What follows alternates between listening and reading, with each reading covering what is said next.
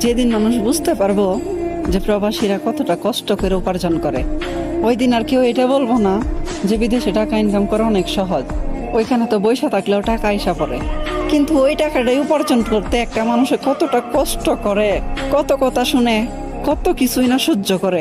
নাকি কখনো সামনে দেখে স্ত্রী সন্তানদেরকে দেখতে পারে, মা বাবারে দেখতে পারে, কাউরে দেখতে পারে না। এই কষ্টগুলা কি আর ভাষায় প্রকাশ করা যায়? শুধুমাত্র একটু ফোনে দেখতে পারে কিংবা একটু কথা বলতে পারে, এতটুকুই। তাদের কি মন চায় না নিজের স্ত্রী সন্তানকে জড়িয়ে তৈরা একটুখানি শান্তি অনুভব করুক? মন চায় না তাদের? কিংবা মা বাবার একটু সামনে দেখে দেখুক, এটার কি মন চায় না? আর এইসব সব কষ্ট বুকে চাপা রাইখা বছরে 2 বছর 3 বছর পর একবার দেশে ছুটিতে যায়, তাও 2 মাসের জন্য।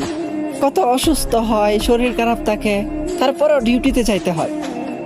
ডিউটি শেষ করে আইসা রুমে রান্না থাকুক বা না থাকুক, শরীর যদি ভালো থাকে রান্না করে খায়, আর যদি শরীর ভালো না থাকে তাহলে এমনিতেও উপোস হইয়া যাইতে হয়।